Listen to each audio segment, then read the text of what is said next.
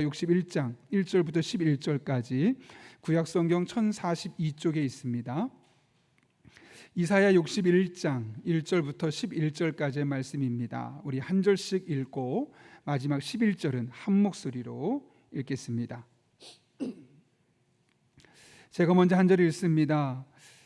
주 여호와의 영이 내게 내리셨으니 이는 여호와께서 내게 기름을 부으사 가난한 자에게 아름다운 소식을 전하게 하려 하심이라. 나를 보내사 마음이 상한 자를 고치며 포로된 자에게 자유를, 갇힌 자에게 노임을 선포하며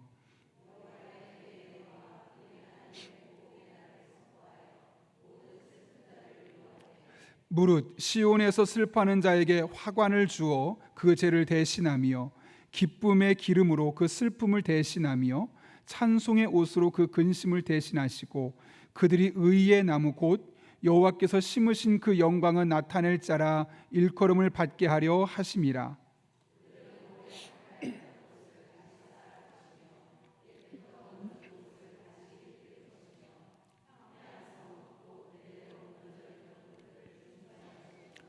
외인은 서서 너희 양떼를 칠 것이요 이방 사람은 너희 농부와 포도원 지기가 될 것이나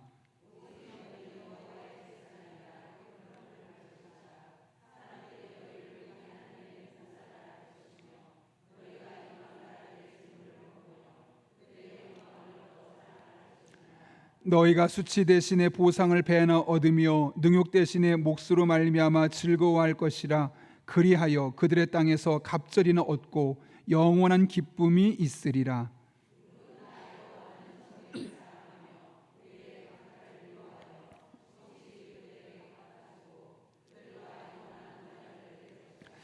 그들의 자손을 문나라 가운데 그들의 후손을 만민 가운데 알리리니 무릇 이를 보는 자가 그들은 여호와께 복받은 자손이라 인정하리라.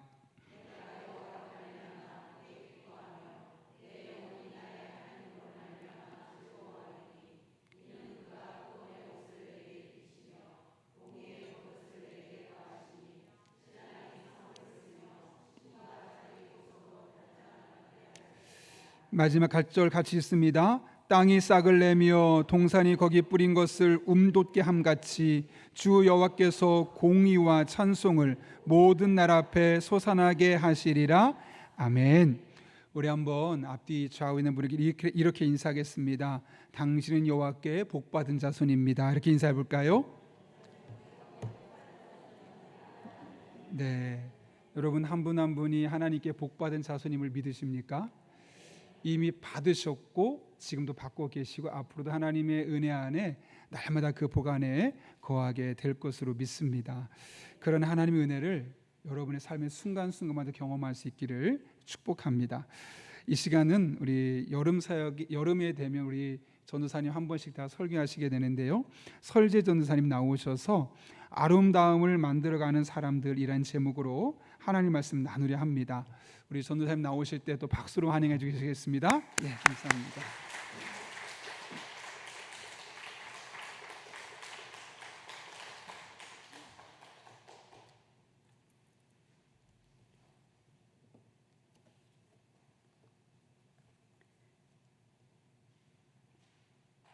네, 기도하고 시작하겠습니다.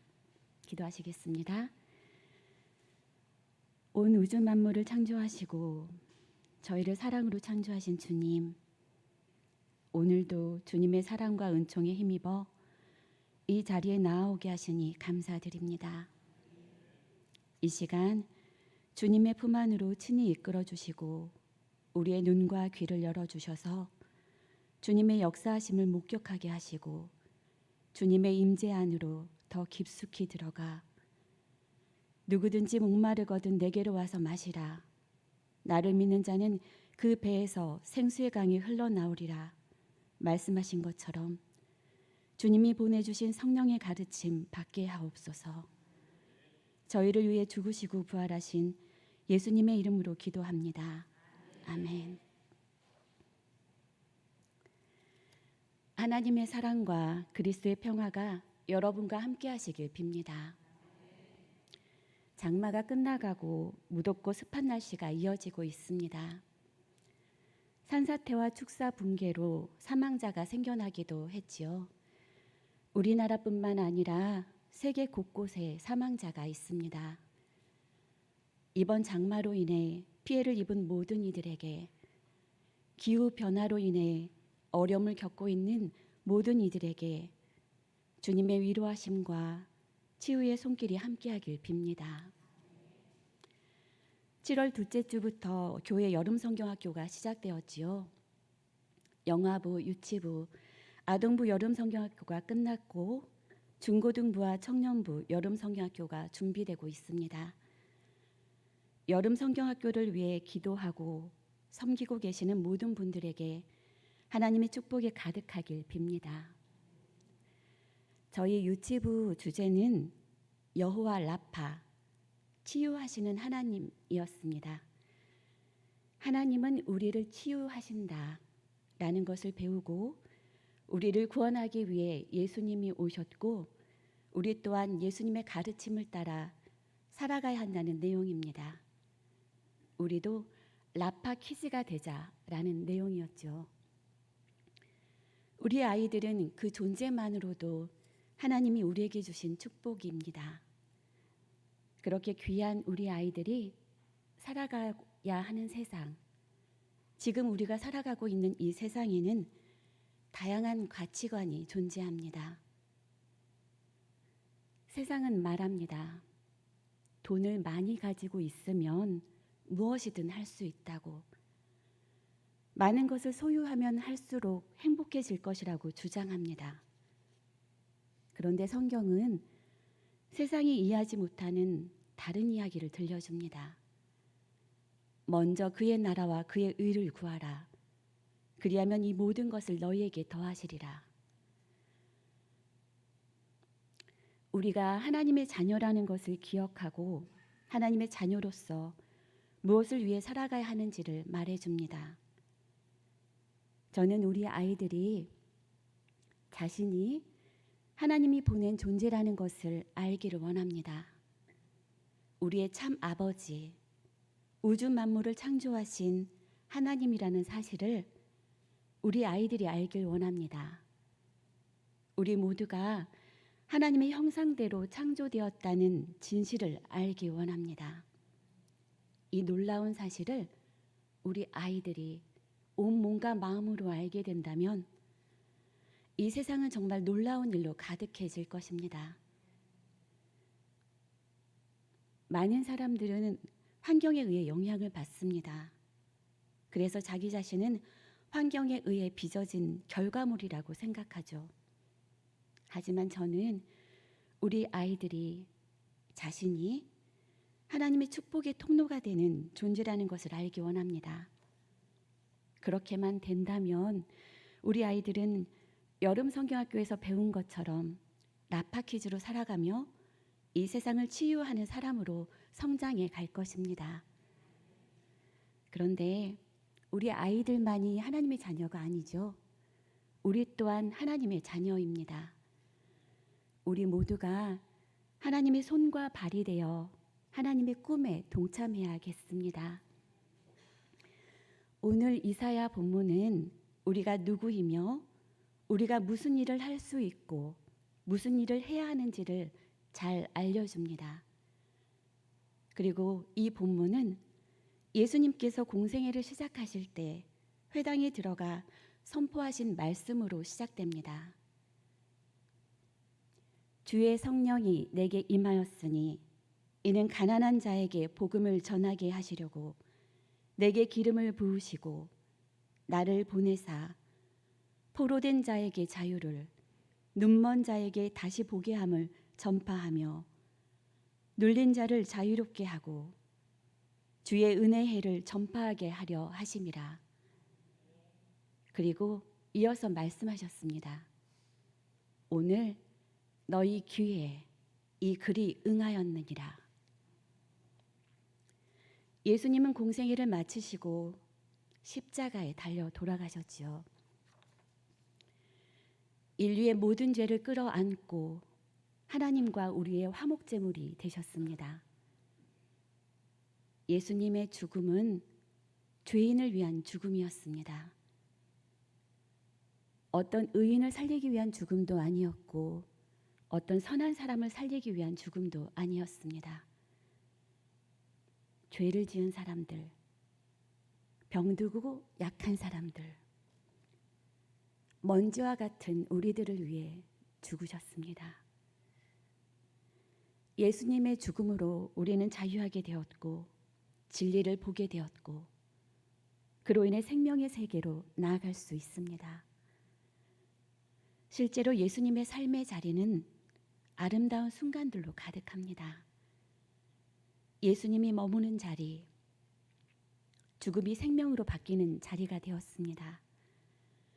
보지 못했던 사람이 볼 수 있게 되었고 듣지 못했던 사람이 듣게 되었고 걷지 못했던 사람이 걸었으며 나병 환자는 깨끗함을 받았고 죽은 자가 살아났으며 가난한 이들에게 복음이 전파되었습니다.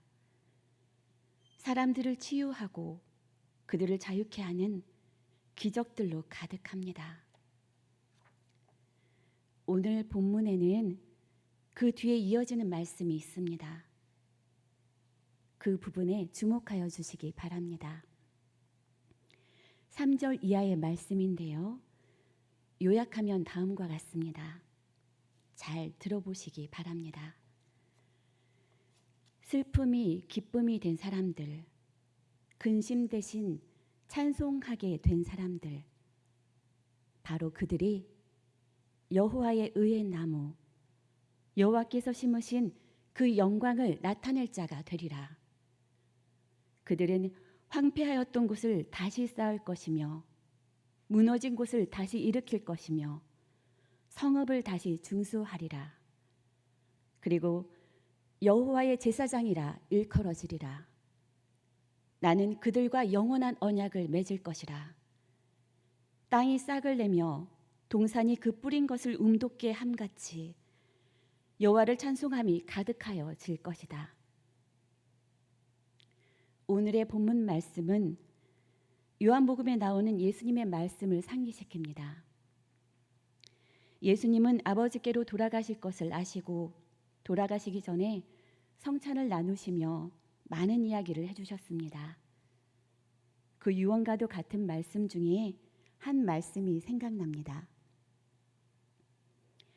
내가 진실로 진실로 너희에게 이르노니 나를 믿는 자는 내가 하는 일을 그도 할 것이요 또한 그보다 큰 일도 하게 되리라. 아버지께서 또 다른 보혜사를 너희에게 줄 것이다. 그는 너희와 영원히 함께 하리라. 그는 진리의 영이라. 너희는 그를 아나니 그는 너희와 함께 계심이요 너희 속에 계심이라. 내가 너희를 고아와 같이 버려두지 아니하리라. 너희에게로 다시 돌아오리라. 그리고 이어서 새로운 계명을 주셨습니다. 서로 사랑하라. 내가 너희를 사랑한 것 같이 서로 사랑하라. 예수님이 돌아가시던 날 다 이루었다 하셨습니다. 그리고 마가 다락방에 성령이 임하게 됩니다. 예수님을 구주로 고백하는 모든 이들에게 성령의 세례가 부어집니다. 우리 또한 하나님을 아버지로 고백한다면, 예수 그리스도를 구주라고 고백한다면 우리도 성령을 받은 존재들입니다. 성령을 받은 우리는 성령의 가르침을 따라 예수님의 계명을 지켜야겠습니다. 서로 사랑하라 하신 그 말씀입니다. 그러면 그곳에 예수님이 오신다 말씀하십니다. 이런 찬양이 있죠. 사랑이 있는 곳에 하나님이 계시네. 지금 이 순간 여러분 모두에게 성령의 임재가 가득하길 빕니다. 예수님이 향하는 자리, 그곳은 고통의 자리였습니다. 예수님이 머무는 순간 그곳은 슬픔이 기쁨이 되는 자리가 됩니다. 사막에 샘이 흐르고 쓴물이 단물이 되고 치유의 공간이 됩니다.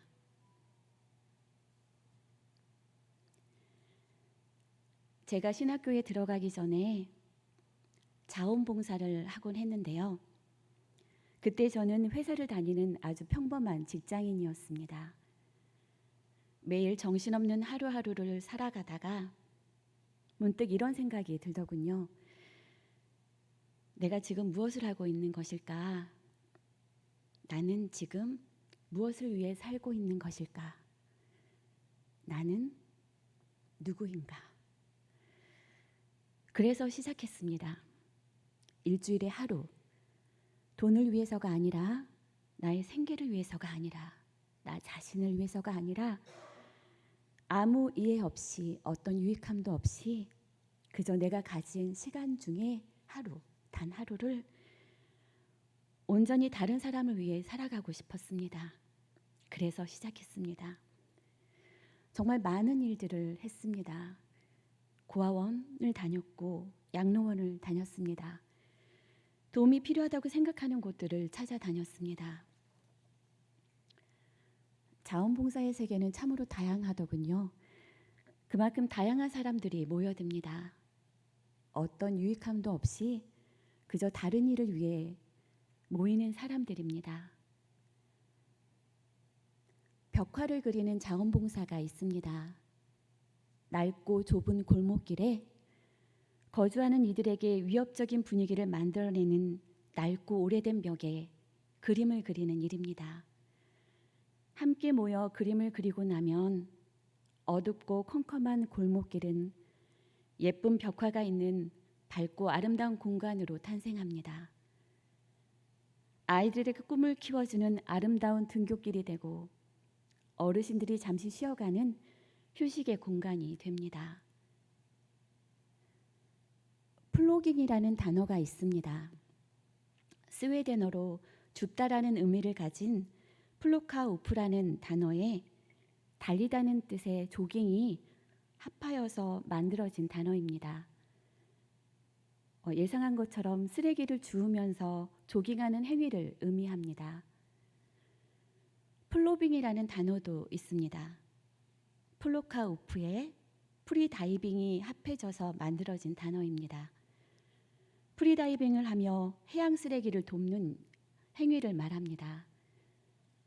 이렇게 주변을 살펴보면 세상을 아름답게 만들어가는 사람들이 있습니다.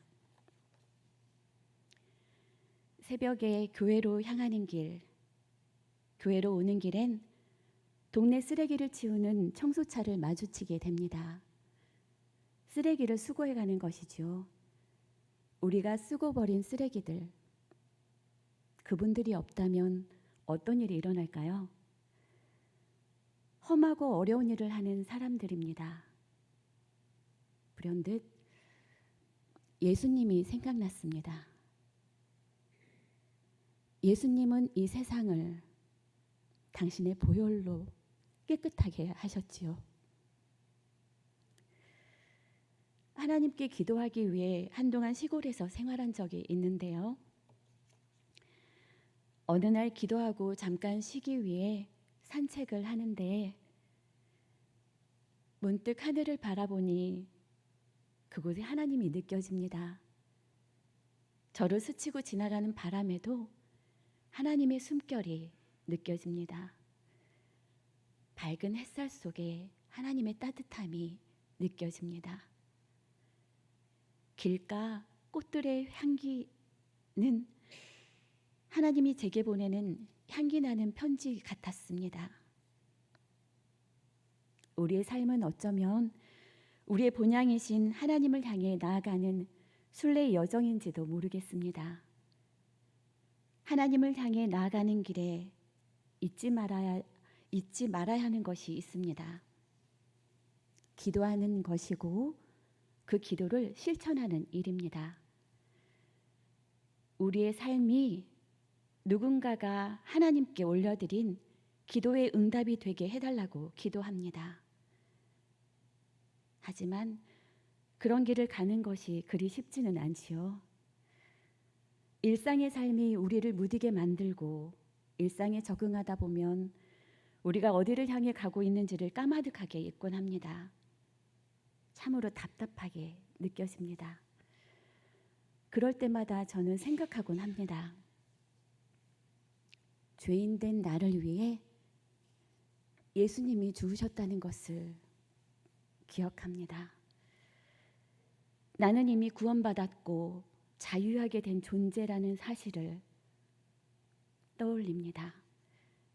그리고 성령님이 내 안에 나와 함께 계시다는 하나님의 말씀을 바라봅니다. 온 세상에 하나님의 신비가 가득합니다. 예수님의 아름다움이 가득합니다. 지금 이 순간에도 우리의 죄악된 것들을 모두 껴안고 우리를 위로하시고 우리를 낫게 하시는 하나님의 손길이 가득합니다. 그곳에 예수님의 보혈이 있습니다.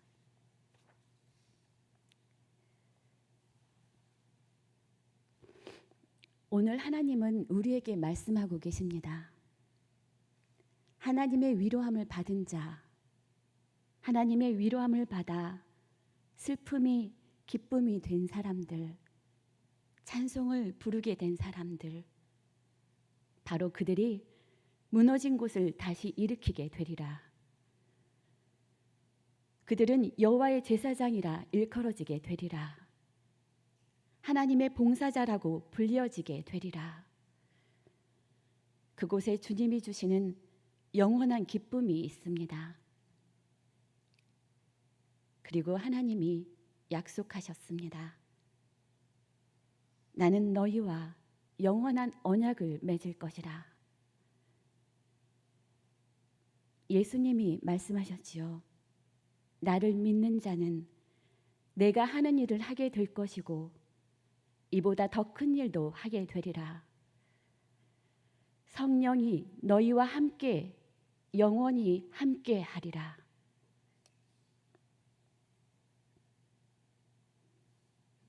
기도하시겠습니다. 사랑의 주님, 우리의 삶을 돌아봅니다.